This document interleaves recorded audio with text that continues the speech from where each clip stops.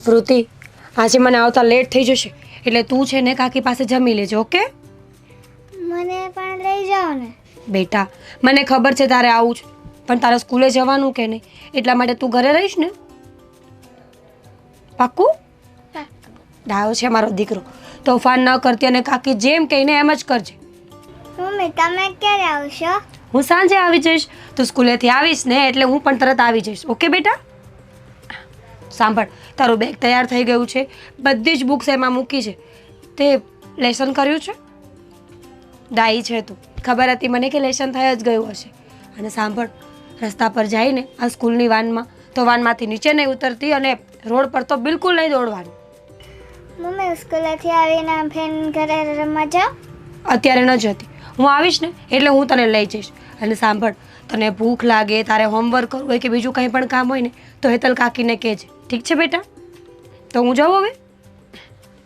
સાંભળ, તો એક કામ કર, તું બહાર આવ, હું તને નાસ્તો આપતી જાઉં. ચાલ. જુઓ હેતલ વહુ, હું તમને એટલે જ મળવા આવી કે મારે અત્યારે ને અત્યારે જવું પડે એમ છે. અને પેલા અમારા મહિલા મંડળવાળા સરિતાબેન નથી, એમને હાર્ટ એટેક આવ્યો છે. તો મને ફોન આવ્યો હતો કે તબિયત બહુ સિરિયસ છે અને બધી જ બહેનો જોવા જાય છે. તો હું પણ જોઈ આવું ને.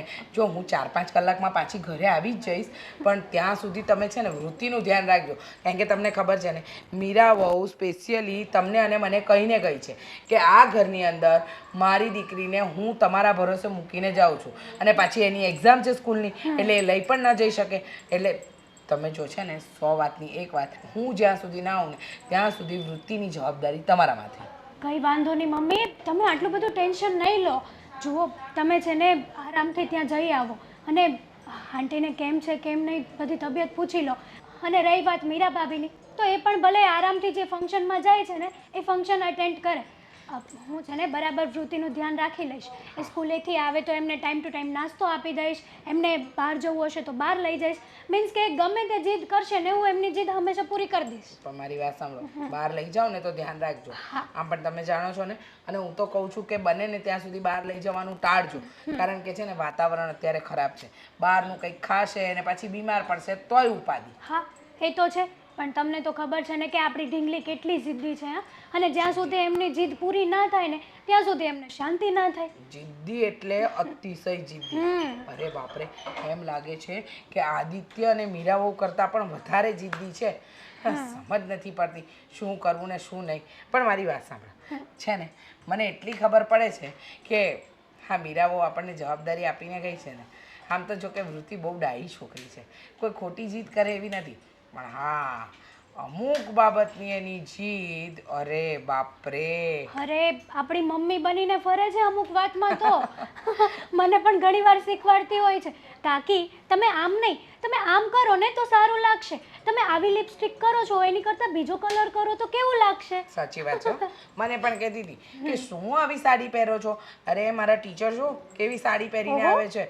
હા, તમારે છે ને બોર્ડર પટ્ટીવાળી સાડી પહેરવાની, બનારસી પહેરો. અરે એને એ પણ ખબર પડે છે. હા સાચું. હા, મોટી થશે ને તો મોડલિંગમાં કે ફેશન ડિઝાઇનર બનશે. મને પણ એમ જ લાગે છે. અરે કેટલો શોખ છે એને તૈયાર થવાનો. પણ હું શું કહું છું, એ બધું છોડો. તમે જો કદાચ બહાર જાઓ તો એક કામ ખાસ કરજો. હા, કરિયાણાવાળાને ત્યાં છે ને પેમેન્ટ પૂરું કરતા આવજો. સારું, કંઈ વાંધો નહીં. તમે છે ને ઘરનું જરાય ટેન્શન ના લો અને વૃત્તિનું તો જરાય ના લો. હું છે ને બધું સંભાળી લઈશ. તમારે મોડું થાય છે, તમે જાઓ. હા, હું એ જ ભૂલી ગઈ. આ જો ને સરિતાબેનનો ફોન, કમલાબેનનો ફોન આવી ગયો. એટલે સરિતાબેનની તબિયત જોઈ આવું ને તો એક વખત રાહત થશે.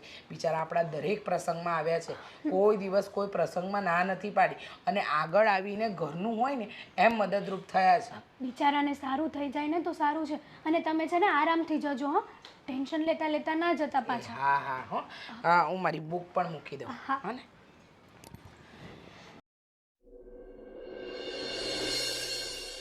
તું થાકી ગઈ હશે ને આજે સ્કૂલેથી આવીને? બહુ થાક લાગ્યો છે? હા. ભૂખ લાગી છે? શું ખાવું છે? પિઝા. પિઝા નહીં, હું તને મેગી બનાવી આપું મસ્ત મજાની. હા, પણ તને મેગી તો બહુ ભાવે છે ને ગરમા ગરમ? ના. તો પિઝા જો બેટા, બીજું તારા માટે શું બનાવું? થેપલા બનાવી આપ? ના પાસ્તા? નહીં. પાસ્તા બી નથી ખાવા? તો જો બેટા પિઝાનો સામાન તો ઘરમાં નથી ને, એની કરતાં હું તને સાંજે પિઝા ખવડાવી દઈશ. અત્યારે તું મેગી ખાઈ લે બસ.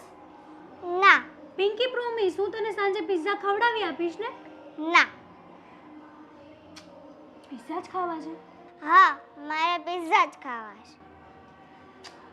પિઝાનો સામાન તો ઘરમાં નથી, તો શું કરીશું? બહાર જઈએ અને સામાન લઈને આવીએ. બહાર તો બેટા વરસાદ આવે છે ને બહાર, તો કઈ રીતે જશું આપણે? કે બહાર જવું જ છે, બહાર જવું જ છે, ગમે એમ કરી મને લઈ જાઓ. શું બેટા, તારી બધી વાત સાચી છે, પણ ઘરમાં કોઈ નથી, આપણે બે જ છીએ, તો ઘર એકલું મૂકીને તો નહીં જવાય ને. લક મારી દ્યો.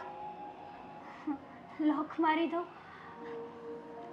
સારું, કંઈ નહીં, તું આટલી બધી જીદ કરે જ છે, આમ પણ પહેલેથી તું જિદ્દી તો છે જ. પહેલાં એ કે આજનું તારું હોમવર્ક થઈ ગયું છે? યસ. ઓકે, તો જ હું તને પિઝા આપીશ. બરાબર કર્યું છે ને? આજનો તારો સ્કૂલનો દિવસ કેવો ગયો? સારો. એકદમ સારો? ટીચર તને કંઈ બોલ્યા તો નહોતા ને? નહીં. પાક્કું બહાર જ જવું છે? હા. એક ચાન્સ આપને, મસ્ત મેગી બનાવી આપીશ. પાસ્તા ના. સારું, કંઈ નહીં, ચલ આપણે બહાર જઈએ અને પિઝાનો સામાન લઈને આવીએ. ચાલ.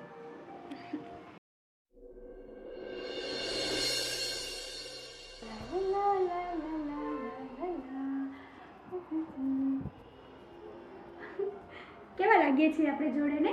નહીં બહુ ખુશ કેમ લાગે તું આટલી બધી આજે? દેવાય ને, ના હું શું કહું? આગી રગડી ખબર જ હતી.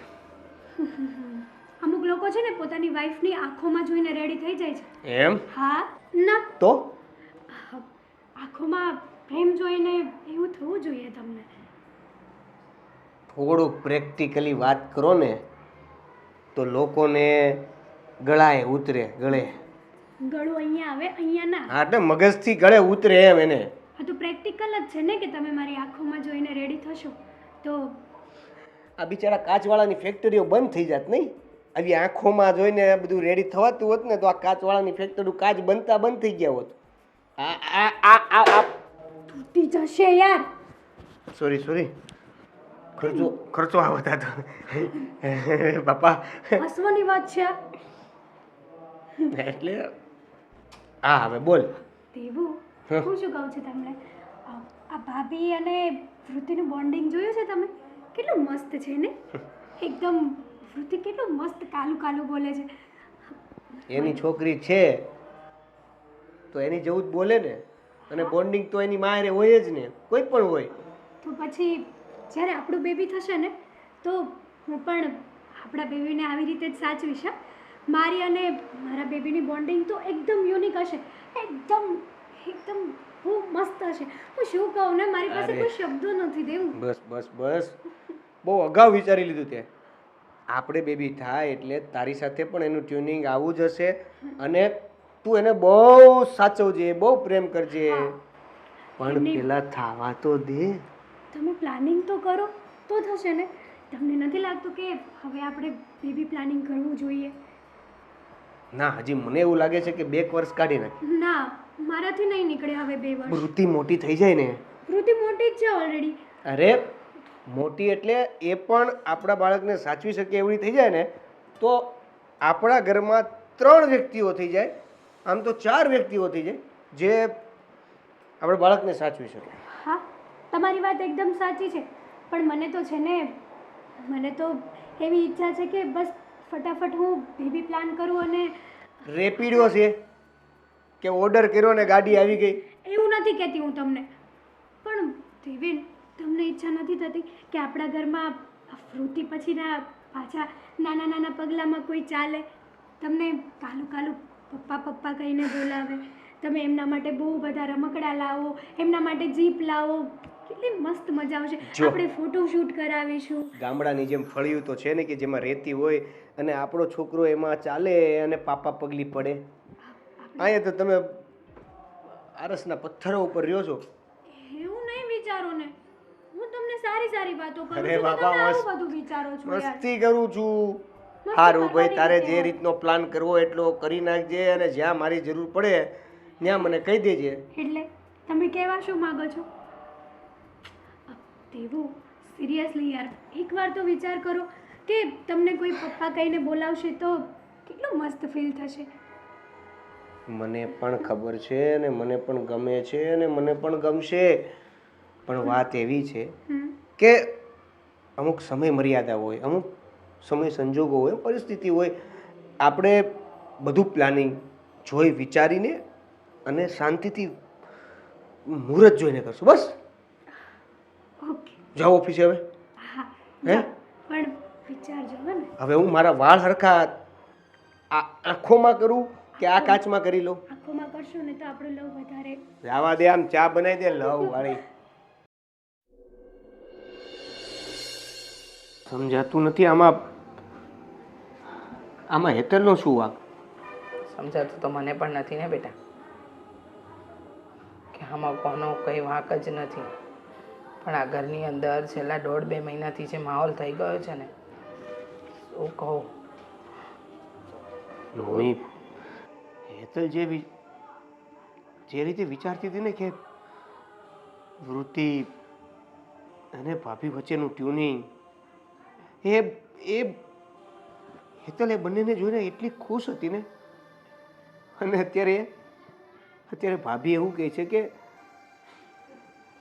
આ જે બધું થયું એનું કારણ હેતલ છે. મોટા ભાઈને પણ સમજાવવાની કોશિશ કરી. શું કહું? કોઈને કંઈ કહેવા જેવું નથી બેટા. જ્યારે સમય જ આપણી કસોટી લેવા બેઠો હોય ને, ત્યારે કોઈને કંઈ ન કહેવાય. આ હસતું રમતું ઘર એ આપણા ઘરની લક્ષ્મી, નાનકડી દીકરી આપણા હાથમાંથી જતી રહી. આપણે કંઈ ન કરી શક્યા. અને તે આપણા હાથમાં શું આવ્યું તો કે માત્ર ને માત્ર હતાશા. અને એમાં ને એમાં જે સંબંધોમાં કડવાશ પડી ગઈ છે ને, એ તો મારાથી જોવાતી પણ નથી. અરે ભાઈનું તો ઠીક, એ તો હજી એવું માને છે કે એમાં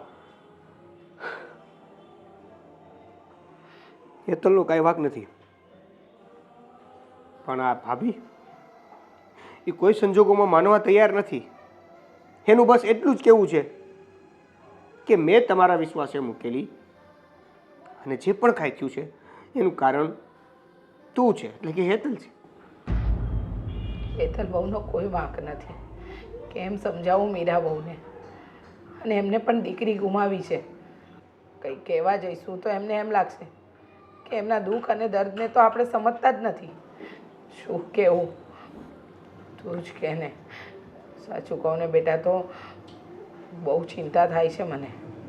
કારણ કે આ એક વાતને લઈને જે ઘરમાં મગજમારી ઊભી થઈ છે ને, એ ક્યારે એનો અંત આવશે ને, કંઈ જ ખબર નથી પડતી.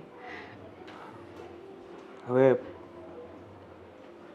શું કરવું ને શું ન કરવું એની સમજ તો કોઈ વાતમાં પડતી નથી.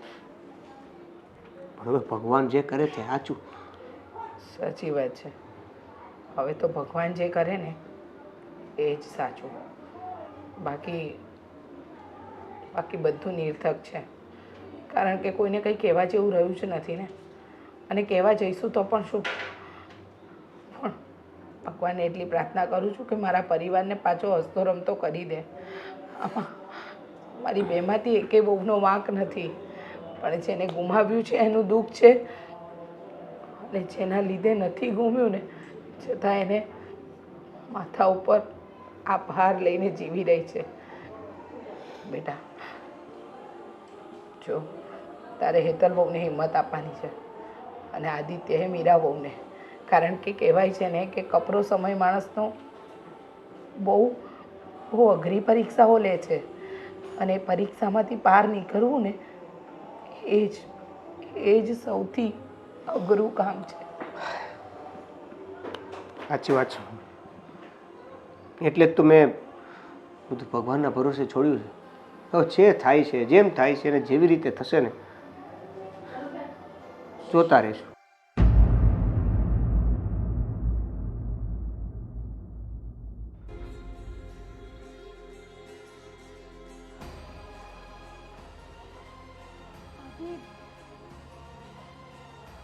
કંઈ જોતું છે?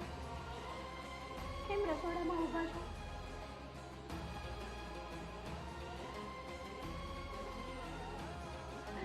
હાથ નહીં લગાવો મને. શરમ આવે છે? શરમ આવે છે? આ પૂછતા કે શું જોઈએ છે? શું જોઈએ? મને મારી દીકરી જોઈએ છે. લઈ આવજા. લઈ આવીને જ્યાં મૂકીને આવી હોય ત્યાંથી પાછી.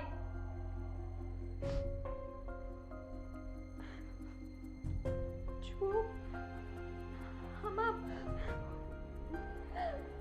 મારો કઈ વાંક નથી. એ દિવસે બન્યું એવું કે વૃદ્ધિએ પિઝા ખાવાની જીદ કરી અને હું એમને બહાર લઈ ગઈ. ક્યારે રોડ પર તોડવા મળી અને હું પોછું ત્યાં તો તું કેમ ના મરી?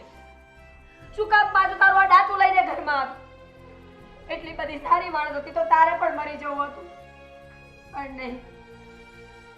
તે આ બધું જાણી જોઈને કર્યું છે. તારા પેટમાં પાપ છે. તું ખોટી માણસ છે એટલા માટે.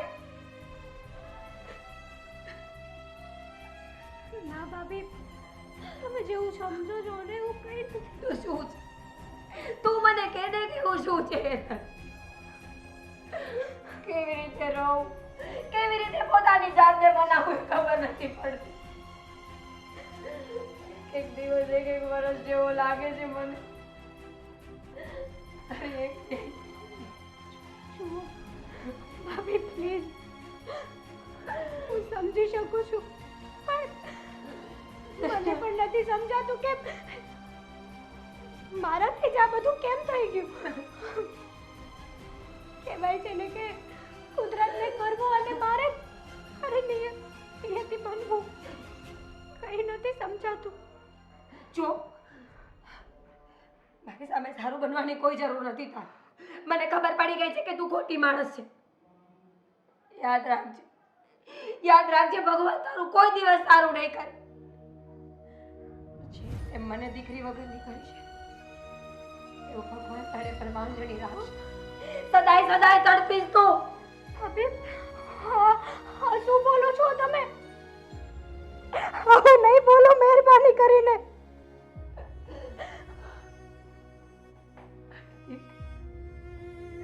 મારી દીકરી કોઈ કે મારી બોલ કે તારી પાસે મૂકીને ગઈ એને જો પડી હતી મને.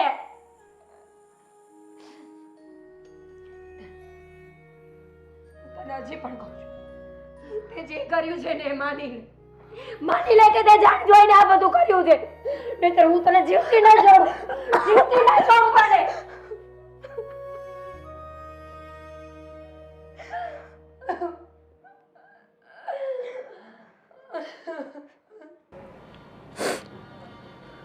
મીરા, થોડું જમી લે. જો જે કંઈ પણ બન્યું છે તો ઘણો સમય થઈ ગયો ને હવે તું આવી રીતના ઉદાસ રહીશ, રડ્યા કરીશ, પોતાની જાતને આ રીતના રૂમમાં પૂરી રાખીશ તો શું આપણી દીકરી પાછી આવી જશે?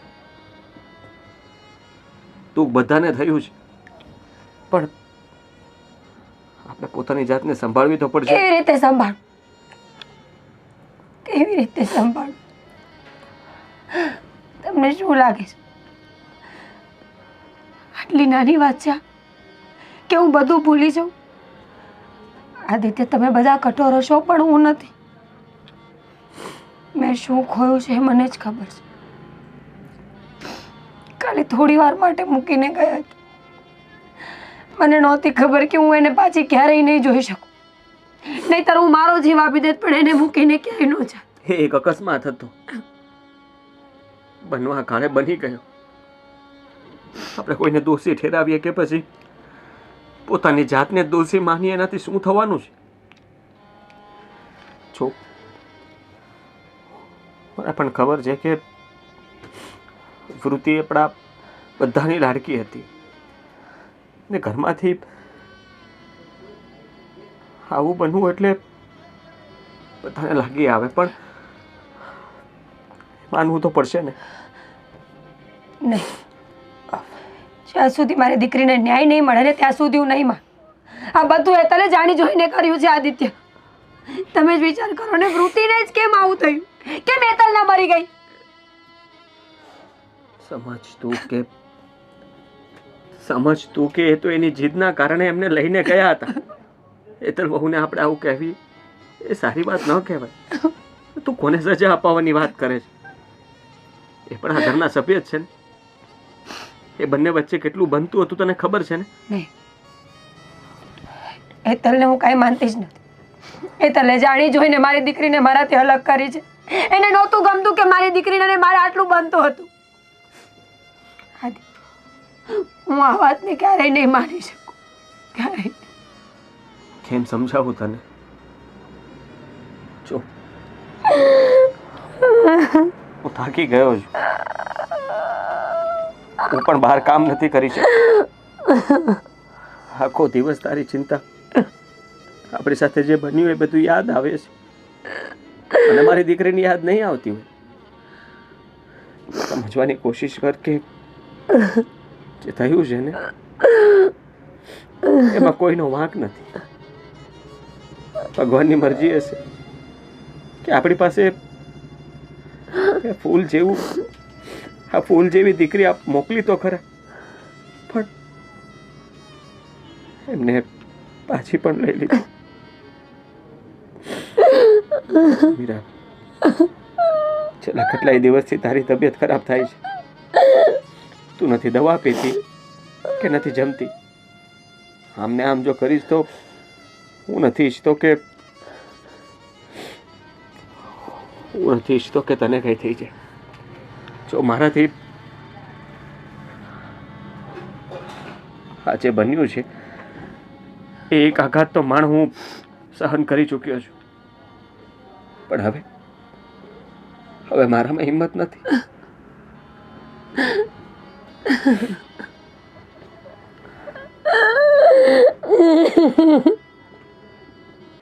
અરે વાહ, શું વાત છે? આવી ગયા એમને રિપોર્ટ? હા જુઓ.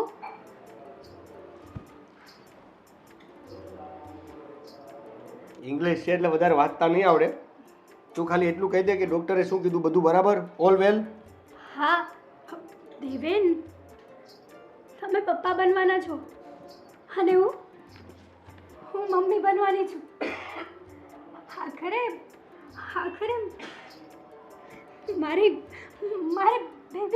મારું બેબી આવશે.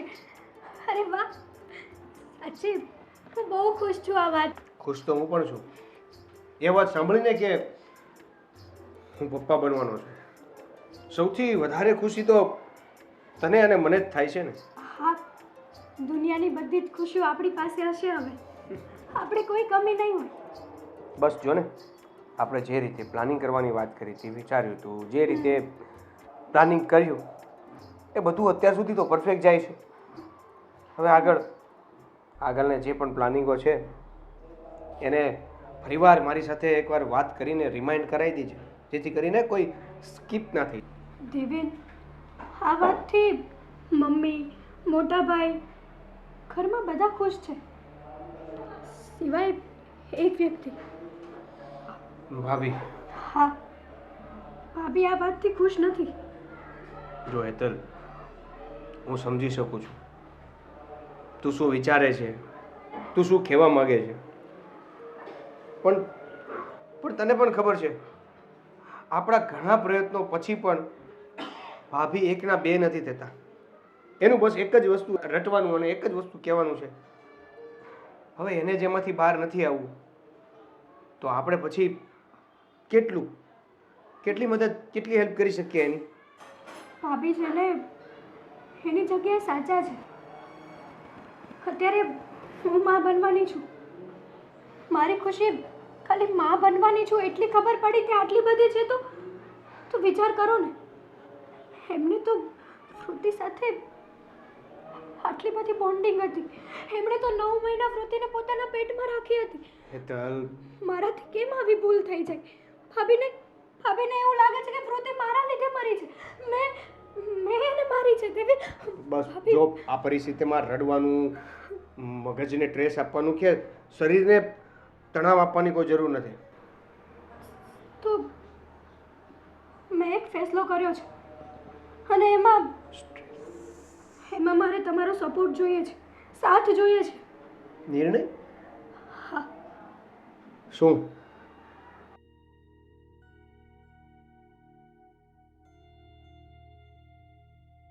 વાત તો તારી સાચી છે.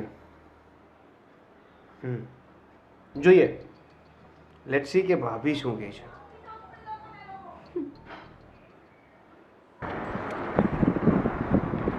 મોટાભાઈ કેમ અહીંયા? બસ એમ જ. કંઈ કામ હતું? મોટાભાઈ તમારી સાથે થોડીક વાત કરીને મન હળવું કરવા આવ્યો હતો, પણ અહીંયા તમારું મન જ ભારે છે. જો હું સમજી શકું છું, પણ અત્યારે તું જે કંઈ પણ વાત કરવા આવ્યો હોઈશ, હું બધાની વાત સાંભળવા જ બેઠો છું, બધાને સમજાવવા જ બેઠો છું, પણ મારાથી કંઈ થતું નથી. જો જે થયું છે એનું દુઃખ મને પણ છે, અને અત્યારે આવી પરિસ્થિતિમાં તમારી સાથે વાત કરવી પણ થોડી અઘરી છે. તમે જ કહો મને કે ભાભી જે રીતે આ હેતલનું નામ દઈ રહ્યા છે, હેતલનું નામ લઈને વાત કરી રહ્યા છે, એ શું વ્યાજબી છે? શું અમારો ભાવ કે અમારે એવો વિચાર હોય કે વૃત્તિને કંઈક થઈ જાય? પણ શું અમારો ભાવ એવો હોય કે વૃત્તિને કંઈક થઈ જાય? જુઓ, હેતલ અને વૃત્તિ પણ બહુ સારી રીતે ટ્યુનિંગમાં હતા, અને હેતલ તો હંમેશા એવું કહેતી હતી કે આ ભાભી અને વૃત્તિ વચ્ચે જે મા દીકરીના જે ટ્યુનિંગ છે ને, એ બહુ સારું હતું. હું સમજી શકું છું, અને હું માનું પણ છું કે તારી ભાભી ખોટી છે, પણ એ જગ્યાએ તું આવીને ઊભો રહે ને તો તને ખબર પડે. એની હાલત બહુ ખરાબ છે. નથી સમજાવી શકતો હું એને, નથી મનાવી શકતો. અરે એક માં છે, સમજી લે કે એક કાંડા જેવી હરકતો કરે છે. આઘાત લાગ્યો છે એને વધારે, એના શબ્દો કડવા હશે. કદાચ અત્યારે માની લે કે એ ભાનમાં નહીં હોય એટલે બોલતી હશે આવું બધું. મેં ઘણી વાર કહ્યું કે આપણા સભ્યો, આપણા ઘરના પરિવારના સભ્યો કોઈ દિવસ આવું ના વિચારી શકે, અને આમાં હેતલ બહુનો કંઈ જ વાંક નથી. પણ માનું હૃદય કોઈ દિવસ કોઈને પણ માફ ન કરે. જો હેતલ બહુની જગ્યાએ હું હોત ને તો મને પણ ક્યારેય માફ ન કરે. વાત તમારી સાચી છે, પણ અત્યારે જે વાત પણ નથી કરી શકતો અને કોઈને સમજાવી પણ નથી શકતો,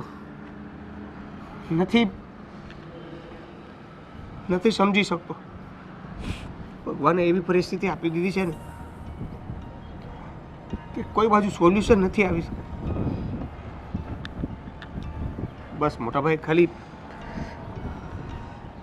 થોડુંક હું સમજુ છું કે ભાભી અત્યારે એવી હાલતમાં છે કે એને પણ સમજવું મુશ્કેલ છે. કદાચ આ આઘાતમાં આ બધી વાતો કરે છે, પણ આમાં ક્યાંક હેતલને હેરાન થવું પડે એવી પરિસ્થિતિ ના આવે. બસ હું ધ્યાન રાખીશ કે એવું કંઈ ના થાય.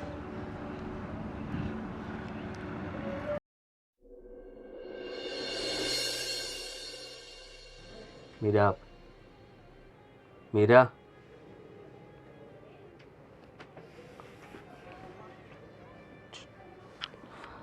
તને ખબર છે મારી વાત સાંભળે છે તું?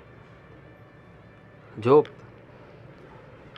ઘરમાં સારા સમાચાર મળ્યા છે અને આવા સમયમાં આપણે ખુશ થવું જોઈએ.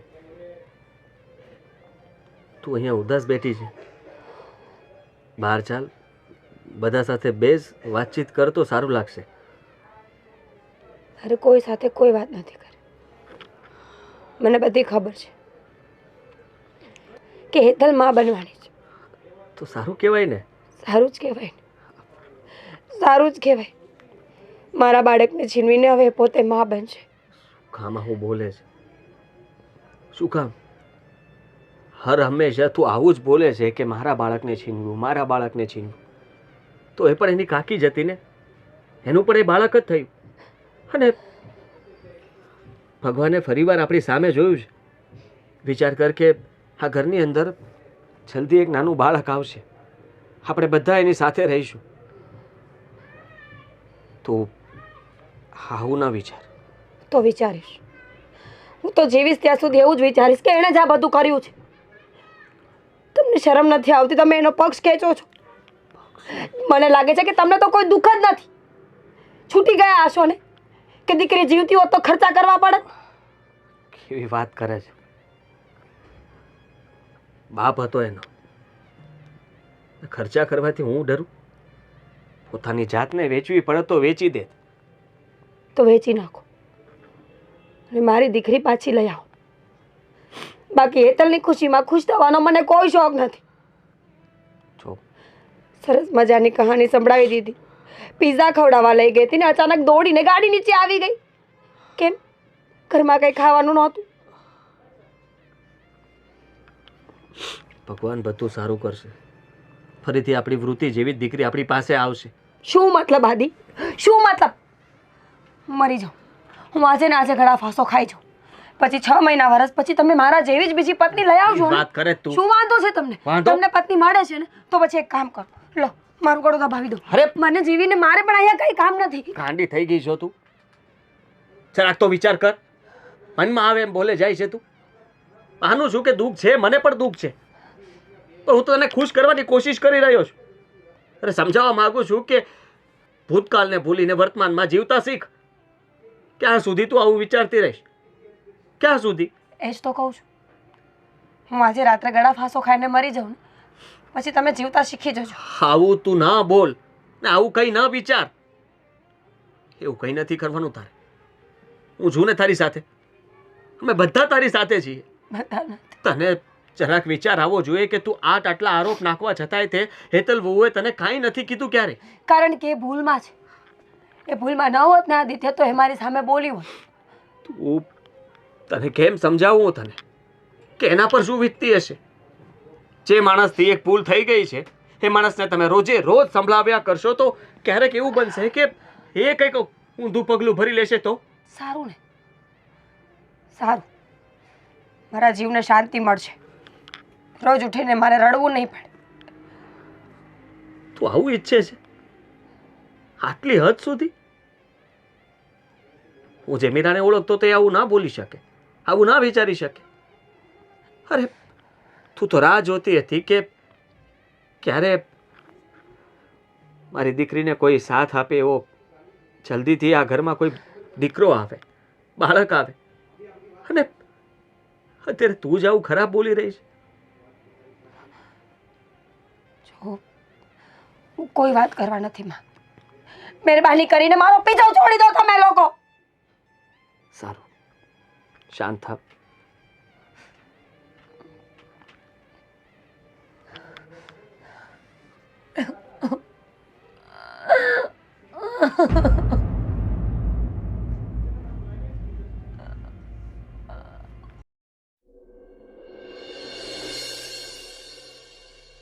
મને શું કામ બેસાડી છે અહીંયા? આદિ, મેં તમને કહ્યું ને કે મારે કોઈની કાંઈ વાત નથી સાંભળવી. હું અંદર જાઉં છું. અરે તું સાંભળી તો લે પહેલા. નથી સાંભળવું મારે કંઈ. પ્લીઝ નથી ભાભી સાંભળવું. દેવેન અને હેતલ બહુ કઈ કહેવા માંગે છે. મારે કોઈની કોઈ વાત નથી સાંભળવી. ભાભી સમજ પડી? પ્લીઝ મીરા બહુ માનીએ છીએ કે તમારું દુઃખ મોટું છે, પણ એનો મતલબ એ તો નથી ને કે કોઈ કંઈક કહે અને તમારે સાંભળવું પણ નહીં. આમને આમ આખી જિંદગી ન નીકળે. માનું છું કે તમે હેરાન થયા છો, એ પણ માનું છું કે પોતાનું બાળક ગુમાવે એ મા ઉપર શું વીતતી હશે. બાળકને જરાક નાનકડી ખરોચ આવી જાય ને તો પણ માનું કાળજું કંપી ઉઠે. તમારું તો બાળક જ ભગવાને લઈ લીધું પાછું. પણ કોઈ કંઈ કહેવા માંગે છે, તમારા દુઃખમાં એ પોતે સહભાગી થવા માંગે છે, તો સાંભળો તો ખરા. તમે તમારું બાળક ગુમાવ્યું તો મેં પણ મારા દીકરાની દીકરી ગુમાવી છે, અને પણ એની ભત્રીજી ગુમાવી છે. માત્ર મા સાથેનો સંબંધ નથી, અમારા બધા સંબંધોનું શું? હા, અમે લોકોએ જે ગુમાવ્યું એનું શું? જુઓ, તમારો વધારે સમય નહીં લઈએ, અને જે કંઈ પણ હેતલ બહુ કહેવા માંગે છે, શ્રીદેવીને કહેવા માંગે છે, એ સાંભળી તો લો એકવાર. ઠીક છે, છેલ્લી વાર તમારા બધાની વાત સાંભળું છું. જે સંભળાવવાનું હોય એક સાથે સંભળાવી દો, પણ પછી મારી પાસેથી કોઈ આશા ન રાખતા કે હું કાંઈ બોલીશ કે કાંઈ સાંભળીશ. છેલ્લો દિવસ છે આ ઘરમાં મારો. છેલ્લો દિવસ? જાઉં છું. ક્યાં જાય છે તું? શું બોલો છો તમે? મને નથી ખબર કે હું ક્યાં જઈશ ને શું કરીશ, મીરા બહુ પણ હું આ ઘરમાં તો નહીં જ રહું. મીરા બહુ આ ઘર તમારું છે, અમે તમારા છીએ. તમે આ ઘર છોડીને જવાની વાત કઈ રીતે કરી શકો? તને આટલી સમજાવી છતાંય તું સમજતી કેમ નથી? મરવાની વાતો કરે છે, હવે જવાની વાતો કરે છે. માનું છું હું કે તમે આ ઘરમાં છો, તમને વૃત્તિની યાદ આવે છે.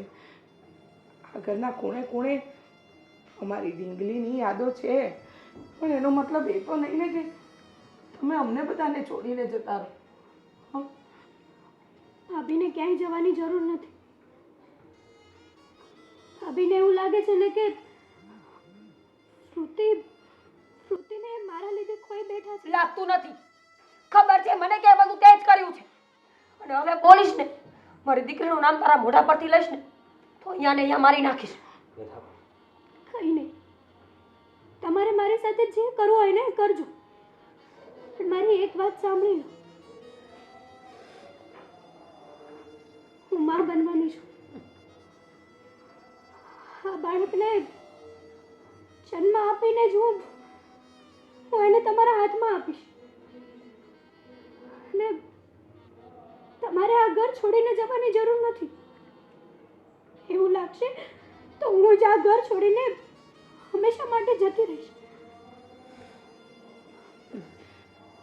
મીરા બહુ, આટલો મોટો નિર્ણય લેવો એ કોઈ મા માટે સહેલું નથી. તમે જ વિચાર કરો કે જે બાળકને તમે 9 મહિના સુધી પેટમાં રાખ્યું હોય અને એને જન્મતા વેત કોઈકના હાથમાં સોંપી દેવું ને, એ બહુ મોટી વાત છે.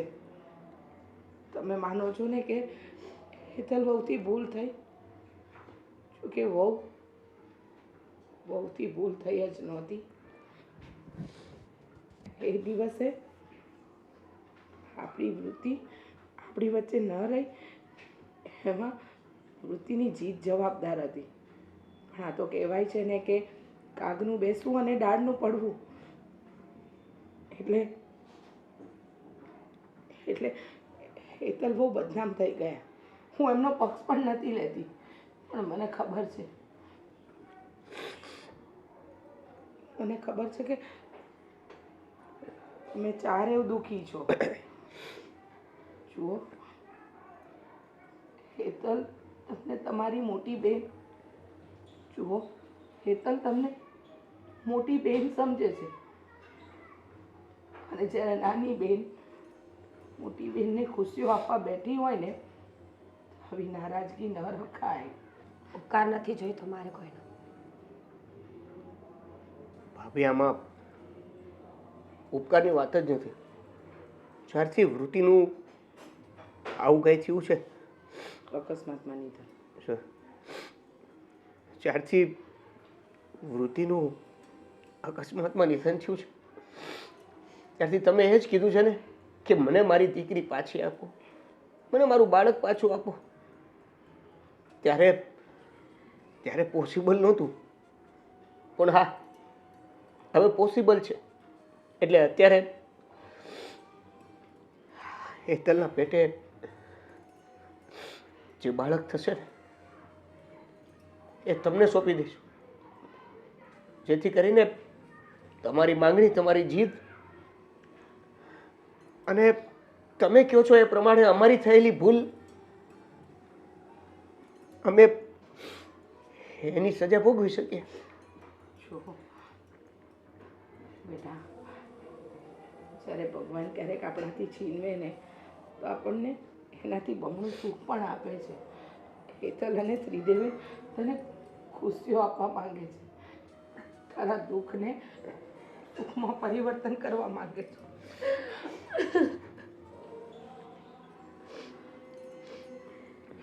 એક વિચાર તો કર, આટલું કહેવા છતાંય તે લોકો અફસોસ જ કરે છે. જે બનવાનું હતું એ બની ગયું છે, એને કોઈ સુધારી શકે એમ નથી. છતાં એ લોકો પ્રયત્ન કરે છે કે તું આ બધું ભૂલી જા અને નવેસરથી શરૂઆત કરે. નહીં, આ બાળક લઈને મારે માં નથી બનવું, મારે મોટી માં બનવું છે. હેતલ, આજ સુધી હું વિચારતી રહી કે મારી દીકરીને જવા પાછળ તારો હાથ છે. હું એ સિચ્યુએશનને એક્સેપ્ટ જ નહોતી કરી શકતી કે એ બધું ભગવાનના હાથની વાત છે, તારી નહીં. મેં તને બહુ શ્રાપ આપ્યો, બહુ ગંદુ ગંદુ બોલી છું હું તને, પણ આજે મને સમજાય છે કે એક માથી પોતાના બાળકનું અલગ થવું એ કેટલું દુઃખદ હોય છે. જો હું મારા બોલેલા શબ્દોને પાછા નહીં લઈ શકું, પણ હા, હવે એવી ટ્રાય કરીશ કે ક્યારે આવું કંઈ બોલું. અને રહી વાત આ બાળક, તો માં બનવું એના કરતાં મોટી માં બનીને દરજ્જો મોટો ન કરું. અને માફ કરી દેજો.